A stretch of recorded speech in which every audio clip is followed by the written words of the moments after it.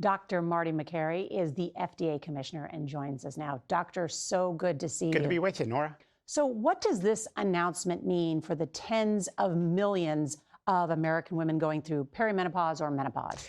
So we're removing the black box warning from many of the estrogen products. That warning was put on during a sort of pile-on bandwagon thinking. It was a group think in 2002, 2003, that women really should not be taking these products because of the risks. We now have a more nuanced understanding, and we want to put that fear machine in its proper context and let people know that there are tremendous long-term health benefits. In fact, you say hormone replacement therapy can be a breakthrough for women. Yeah, arguably, with the exception of vaccines or antibiotics, there's no medication that can improve the health of women on a population level more than hormone replacement therapy. For example, it reduces the risk of fatal heart attacks significantly, up to 25 to 50%. Well, that's the #1 cause of death in women. It reduces cognitive decline. It may prevent Alzheimer's. In one study, reduced the risk by 35%. And it improves bone strength and prevents osteoporosis, which is a common cause of a cascade of events later in an older woman's life after, say, a fall or an accident. Fractures lead to immobility and ultimately could lead to a woman's demise. So there's tremendous long-term health benefits, not to mention the short-term benefits of alleviating the symptoms of menopause. And there are multiple studies that show these benefits, correct? Yeah, and we go through all those studies, and our team has done a very systematic review, and our scientists at the FDA firmly believe that we should not be putting a black box warning to tell women, hey, there's a risk of breast cancer, a topic that sensitive you have to treat very carefully. No clinical trial has ever shown that it increases the risk of breast cancer mortality. Let's dive into that, because currently, if you were to get prescribed estrogen therapy as part of hormone replacement therapy, which very few doctors are doing because of this black box warning, that current black box warning states that low-dose estrogen products increase the risk of breast cancer, endometrial cancer, cardiovascular disorders, and possible dementia. Is that true? For the endometrial cancer, yes, and that's why doctors recommend progesterone with estrogen for women who still have a uterus. The irony is that women who took estrogen alone, that is, they didn't need the progesterone, they didn't have a uterus, they had a lower risk of breast cancer. It reduced the risk of breast cancer. So it's very nuanced, and it needs to be started before age 60. That is within 10 years of the onset of menopause. And that is the nuance that's critical. If you start it after age 60, doctors generally believe that's when the risk-benefit ratio inverts, and those risks of cardiovascular events makes it an unfavorable, that is, a recommendation not to take it. So I think this is a key point.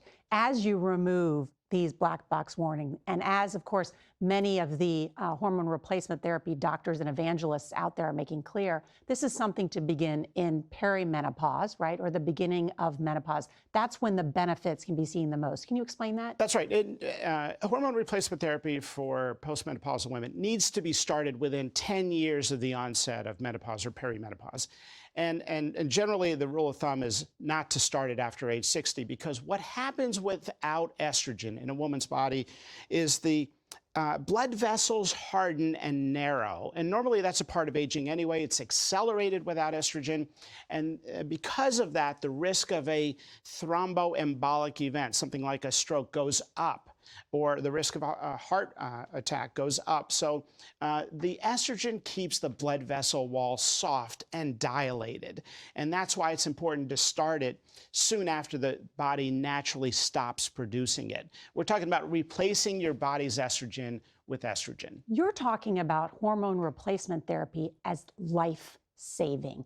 And in fact, in your op-ed, which I think is so explanatory, great explanation of the point that you are making and sums up many of these studies, you say, in fact, that hormone replacement therapy may be better at reducing cardiovascular risk than even statins? Really? Yes, statins, which have been shown to reduce heart attacks, have a risk reduction of about 35%. Well, hormone replacement therapy, when started within 10 years of the onset of menopause, have a risk reduction of 25 to 50%, depending on the study.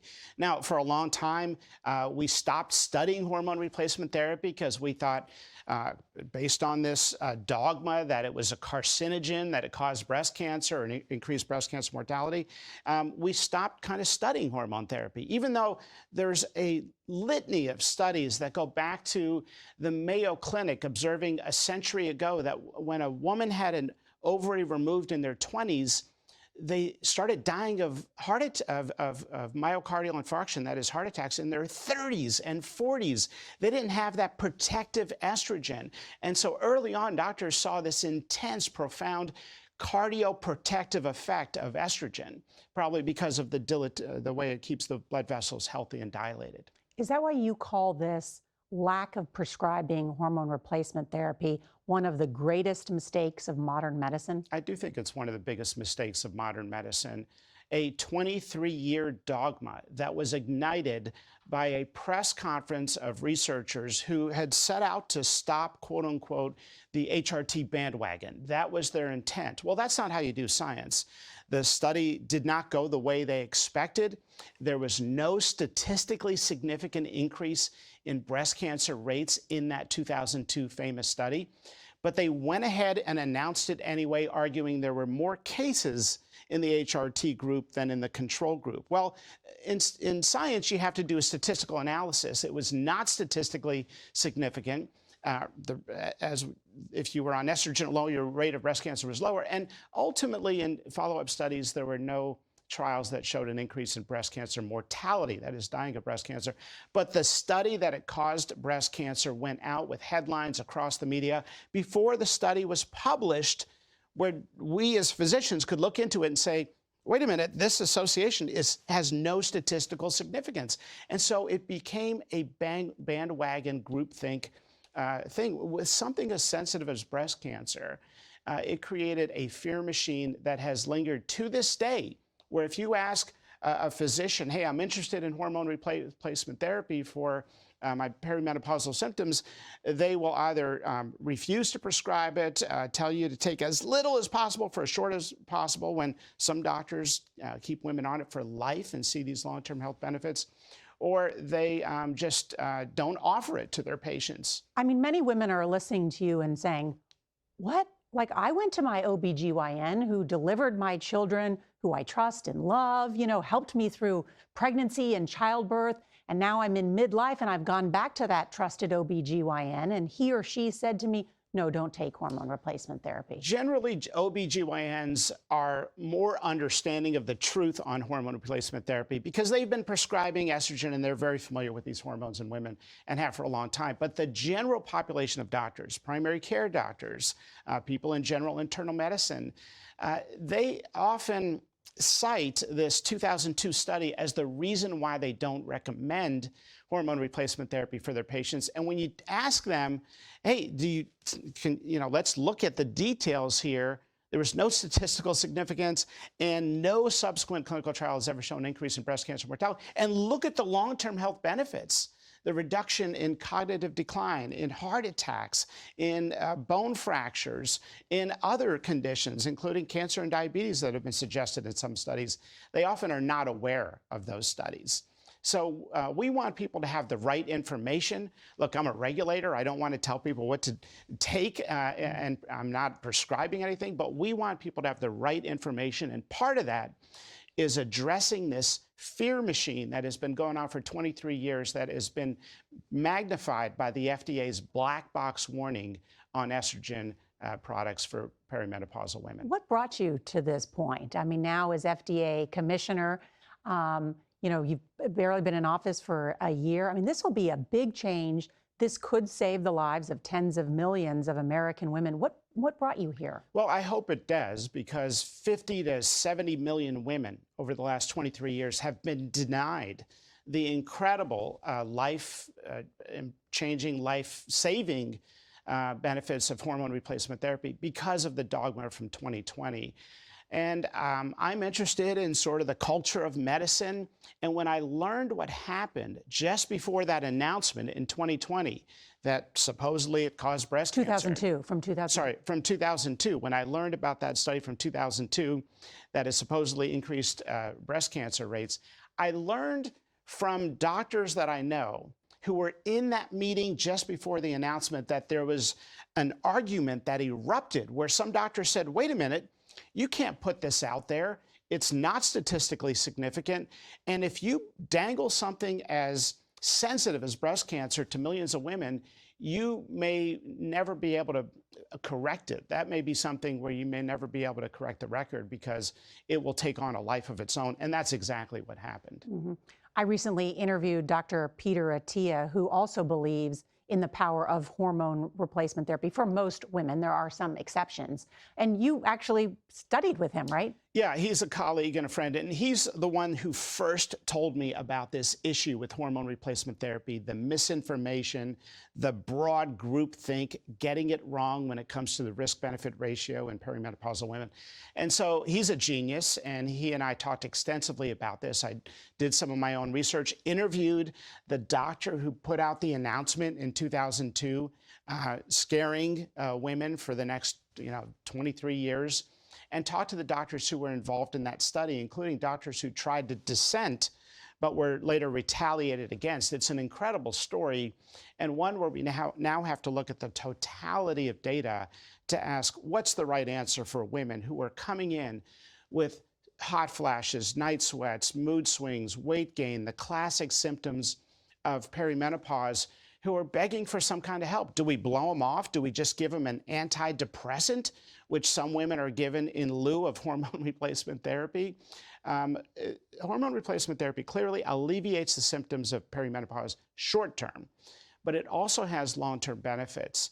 My mom is one of those people who was denied hormone replacement therapy, never offered to her because of the dogma of the Women's Health Initiative study in 2002. She had gone through perimenopause right around that time, never offered this therapy. She was a great candidate. The vast majority of women are great candidates. Some are not, but the vast majority of women are. Well, she went on to have 2 different falls recently where she had bone fractures. One of them, it was a borderline fracture as to whether or not she needed surgery. But ultimately, the doctors I trust recommended surgery. And I can't help but think if her bones had been stronger from hormone replacement therapy, she wouldn't have gone through that giant period of immobility and a lot of healthcare utilization.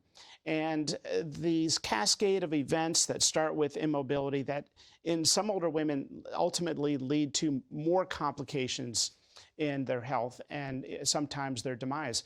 A third of women who make it to age 80 will have a hip fracture.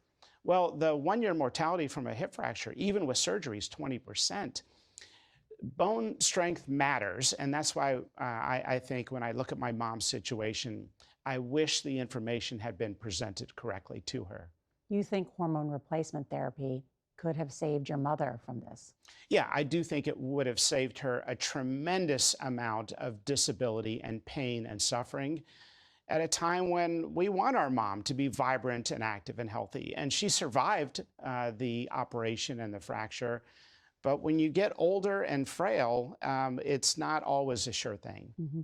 The FDA plans to add, quote, better contextual information about risks and benefits. So what will that look like? I think we need to be nuanced on this topic. Like many topics in medicine, they are presented in a way that's not nuanced, and it leads to sort of a toxic polarization in the debate around a topic. We need to let people know, first of all, we're trying to provide good information. We're addressing the fear machine by removing these black box warnings so they're more consistent with the data. The information will be in the package insert. It's a decision between you and your doctor, but we want people to know that the risk-benefit ratio favors, for the vast majority of women, starting hormone replacement therapy if they started within 10 years of the onset of perimenopause or before age 60. But that risk-benefit ratio inverts after around age 60. There's no hard and fast age limit, but doctors generally believe after age 60 or more than 10 years after the onset of menopause. And so people need to know there are risks, and we don't want women to start it more than 10 years after the onset of perimenopause. because of the inverted risk-benefit ratio. But if we look at the totality of data, there's an opportunity to let women know about all of the risks and benefits. And I think it's pretty clear for most women who are candidates for HRT that those benefits far outweigh the rare risks associated with the therapy. Every woman will go through menopause. Yeah. Why is this not taught in medical school? I think in part it's been a male-dominated culture in the medical establishment historically. Now, roughly half of our medical students at Johns Hopkins were women, and that's a trend nationwide. And they're starting to say, hey, wait a minute, this is something where women are coming to their doctors and they're not getting the right answer. I remember as a resident, a woman came in with classic symptoms of menopause, the night sweats, some of the less known symptoms also, dryness, pain with sex, that's a common symptom of perimenopause. And the doctors ordered $1 million workup and consulted all these specialists for this woman. And it was a female medical student that says, hey guys, wait a minute, she's going through menopause. And it was embarrassing. It was so obvious.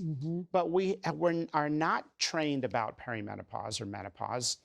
And when the WHO study in 2002 deemed hormone therapy a carcinogen, the general philosophy was, why are we teaching about this, about menopause? Because there's nothing we can do for it.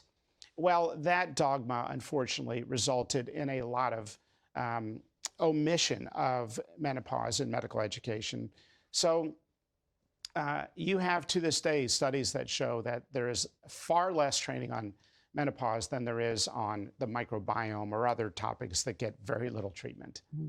As someone who's a journalist who lives in the media world, one of the great things is the democratization of information. At the same time, there's a lot of misinformation and disinformation out there.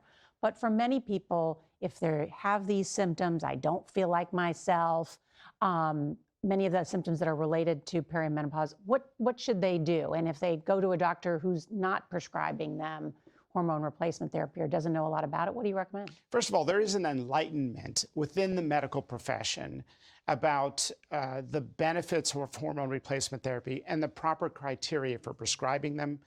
And to be honest with you, doctors are listening to Peter Attia talk about it and Rachel Rubin and other doctors who have big social media platforms. Doctors are learning about the dogma and the truth now, and they're starting to prescribe it, and they're starting to realize that no clinical study has ever shown that it increases the risk of breast cancer. Now, I tell women who are asking to find a doctor who has experience treating menopause with hormone replacement therapy or a broad experience. You're still going to find some doctors out there. And I even have friends. I say, hey, what do you think about treating menopausal symptoms with hormone therapy? And they say, ooh, I worry about that breast cancer thing. And I say, what makes you worry about it? Well, there was a study in 2002, and that's all they know. They don't know about the long-term health benefits. And so you're starting to see a renaissance in medicine. And I think part of that renaissance is what we're trying to do, and that is remove the black box warnings from these medicines. We've had stories now of patients that are prescribed hormone replacement therapy. They pick it up from the pharmacy and they go home and see a black box warning that the FDA has slapped on these products that warns of all these horrible things, and they decide not to take it. Up to 30% of women in one analysis chose not to take their hormone therapy even after it was prescribed because of these black box warnings. So we want the conversation to live with the doctor and the patient. And because of that study and the subsequent black box warnings, we went from 1 in 4 women in the 1990s to taking hormone replacement therapy to then now it's something like 1 in 20 women. Yeah, about 5% of women who are candidates are even offered hormone replacement therapy. Many women are not offered it. It's downplayed to them when they ask, or it's just demonized as a carcinogen. And so it's an American tragedy. I do think it's one of the biggest mistakes in modern medicine that we never looked at the data in the Women's Health Initiative study in 2002. We read the headlines that it causes breast cancer, but when the study actually was printed later, and there was definitely a strategy, it appears, when you look at the details of release the data after the media ran with the headlines, that data did not support that it causes breast cancer. Even the author of the study, who I had spoken to, acknowledged that it was not statistically significant, the increase in breast cancer. Well, you're creating a new headline, which is the FDA Commissioner calls this an American tragedy for millions of American women. And this is an opportunity now. If you're a woman or know a woman, which should be everybody on planet Earth, this is an important message. When we talk about improving health outcomes on a population level, this is probably one of the most important topics that needs to be discussed with the nuance it deserves. And I am a journalist, and and so I always want to reflect things as accurately as possible. And I'm sure people at home will say, this sounds like maybe an advertisement for big pharma or the drug companies. But in fact, most of these hormone replacement therapy that are prescribed by doctors are generics. That's right. They're generic. There's no big company that's making thousands and thousands. These are generics. There's no CEO making billions off these products. And that's in part why a lot of these doctors say why it hasn't been studied is because they're generics and there isn't a company that's going to make a lot of money off this. And that's a common problem in medicine in general. When you have a medication that's already in generic form, but we realize it may cure another disease, you don't see the impetus to do those trials like you would for a new branded drug. So look, we want people to have good information. The FDA did just approve a new pill without hormones to treat hot flashes in menopausal women. Was that accelerated to provide an alternative? Look, we are now trying to accelerate anything that looks promising at the FDA. Why does it take 10 to 12 years for a new drug to come to market? And so what we're doing is we are going to our scientific reviewers. We are reviewing the New England Journal of Medicine and the medical literature to find out what looks amazing in early preliminary data. We're asking our scientific reviewers, is there anything that looks amazing or potentially game-changing in animal studies, in early phase 1 studies? And if there is something that looks amazing, we're moving it to the front of the line and we're getting those reviews out. Sometimes our decisions are coming out now in weeks, which is unprecedented. It's part of a new program that we are piloting at the FDA. We started it in the last few months.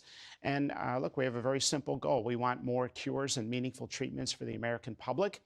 And that means we need to go proactive and not just be in receive-only mode as a regulator. Doctor, in your op-ed that goes along with this announcement, I noticed you wrote, there may be no medication in the modern era that can improve the health of women at a population level more than HRT, arguably with the exception of antibiotics.